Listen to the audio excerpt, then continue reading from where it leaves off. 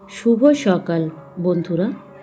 একজনেরা পুকুরে জল তুলে দিচ্ছে বলে তাই পুরো জলটা মার এখানেই দিচ্ছে এই পুকুরে। আপনারা তো জানেন আমার মার ওখানে সবাই পুকুরে সব কাজ করে, কলের ব্যবস্থা সেইভাবে নেই প্রত্যেক বাড়িতে বাড়িতে। আর ওই জলের স্রোত ধরে না ছোট ছোট যে চুনো পুঁটি মাছ এই সব ভীষণ লাফাচ্ছিল, তাই আমার ভাই ধরার জন্য ওখানে গিয়ে বসেছিল, মানে জাল ফেলবে ওখানে। যাই হোক, বিকেলের দিকে আব্বা একটা বড় তরমুজ কিনে নিয়ে এসেছে, 8 কেজি ওজন। দেখে বুঝতে পাচ্ছেন পুরো তরমুজটা কাটলে খাঞ্জা থালাটা পুরো ভরে যাবে। এত বড় তরমুজ আর এত মিষ্টি, আর একদম লাল টকটকে ছিল। পুরো তরমুজটা মা কেটে দিতে আমরা সবাই মিলে এক জায়গায় বসে তরমুজটা খেয়েছিলাম। অসাধারণ লেগেছিল তরমুজটা। আর খাওয়ার সময় যদি একটু লবণ দেওয়া হয় না, তাহলে আরও ভালো লাগে তরমুজ খেতে। আর ছেলেটার দিকে দেখুন, বিকেলবেলা হচ্ছে কি ও সারাক্ষণ খেলা করছিল মাঠে, ওই যে মার ঘরের সামনে যে মাঠগুলো আছে ওখানে। ও সে ভাত খায়নি, তাই সন্ধ্যার সময় কলা গাছ থেকে একটা কলা পাতা কেটে নিয়ে এসেছে, নিয়ে বলছে যে ও কলা পাতায় ভাত খাবে। পুরো এত বড় কলা পাতা, একটু কেটে ছোট করতে বলা হয়েছিল, তাও কোনোভাবেই করবে না। পুরো একটা আস্ত কলা পাতা নিয়ে ও তাতেই বসে ভাত খেয়ে নিচ্ছে। যাই হোক, ও খাচ্ছে, খেয়ে নুক। আর এর মধ্যে আমরা একটা জিনিস তৈরি করি। কি জিনিস তৈরি করি চলুন আপনাদের সকলকেও দেখাবো। সবাই নামাজ কালাম পড়ে নুক, তারপরে এক এক করে সেই জিনিসটা আমরা সবাই মিলে তৈরি করব। খেতে কিন্তু অসাধারণ লাগবে। আপনারাও কিন্তু এই সময় আমের সিজনে ঠিক এইভাবে আম মাখাটা তৈরি করে খাবেন। মাদের গাছের আম তো আপনারা দেখেছেন, খুবই ছোট ছোট, তাই বাজার থেকে বড় বড় সাইজের দুটো আম আব্বা নিয়ে এসেছে। এই দুটো আমি আগে প্রথমেই ধুয়ে ভালো করে ছোট ছোট করে কুচিয়ে কেটে নেব। এই দেখুন, এখানে ধনেপাতা কোচানো হয়ে গিয়েছে একদম ছোট ছোট করে, আর এখানে আমগুলো কোচানো চলছে।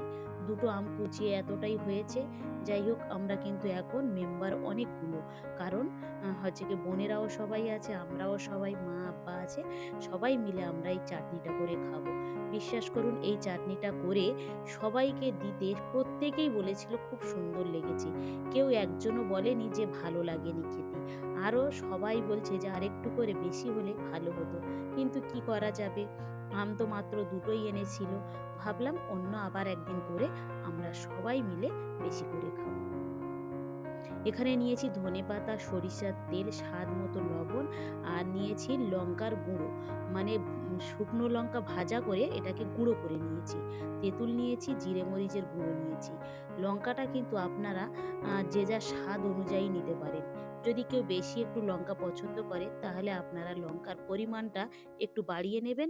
আর যদি কেউ কম খেতে চান, তাহলে একটু কম করে নেবেন। এখানে আমি তেঁতুল নিয়ে নিয়েছি। তেঁতুলটা কিন্তু আমি প্রকৃত টকের জন্যে নিইনি। আম তো টক আছে, কিন্তু তেঁতুলটা নিয়েছি আমি কালারটা সুন্দর আসার জন্য। এই দেখুন, এই তেঁতুলটা দিয়ে মাখালে কিন্তু অসাধারণ একটা কালার আসবে।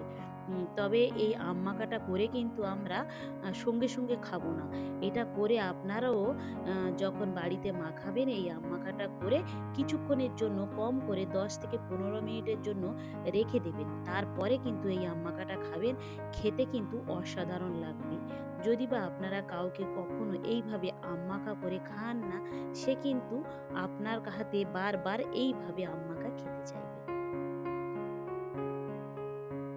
এই যে বাচ্চারা সবাই ঘিরে বসে আছে, টক জাতীয় জিনিস বলুন নাকি লোভ সামলে থাকা যায়? 10 মিনিট রাখা মানে বিশাল ব্যাপার। দেখুন, আমার নিজেও আমি থাকতে পারি না, টক জিনিস দেখলে খালি মনে হয় যে আগেই খেয়ে ফেলি। কিন্তু বাচ্চারা 10 মিনিট যে ছিল, তার মধ্যে দেখবেন আপনারা যে বাচ্চারা এক এক করে একটা করে তুলছে আর একটু করে মুখে দিচ্ছে, দিয়ে বারবার আমাকে জিজ্ঞাসা করছিল যে এবারে কি খাওয়া যাবে, এবারে কি খাওয়া যাবে। যাই হোক, চলুন। আর একটু মনে হয় চিনি লাগবে, আমি সেটাই বলছিলাম। আর একটু এখানে আমি অল্প করে চিনি দিয়েছি, দিয়ে খুব সুন্দরভাবে আমটাকে মাখিয়ে নিচ্ছি। বাপের বাড়ি গেলে কিভাবে যে দিনগুলো তাড়াতাড়ি চলে যায় বোঝা যায় না। মনে হয় আরো দু একটা দিন থাকতে পারলে ভালো হতো, কিন্তু ছেলে মেয়ের স্কুল, বাড়ি, কারখানা, নানান কাজের জন্য বেশি দিন করে থাকাও যায় না। প্রত্যেকটা মানুষের ঝামেলা। এই দেখুন আমি মাখিয়ে এই যে আমার ফাইনাল লুকটা রেখে দিচ্ছি।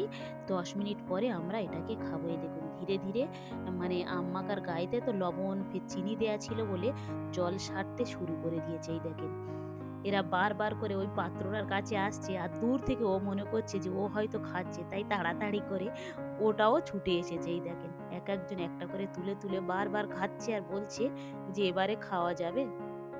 আর কতক্ষণ থাকা যায় বলুন? নিজেরাও তো লোভ সামলে থাকা যাচ্ছে না। তাই ওরা বাচ্চারা কি করেছিল, কলাপাতা ছোট ছোট করে কেটে নিয়ে এসেছিল। কলাপাতায় করে আম মাখা খাবে বলে। যাই হোক ওরাও কলাপাতায়ও খাক, আমরাও খাই।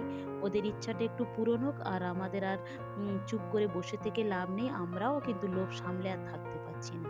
চলুন আমরা আম মাখাটাও খেয়ে নিই।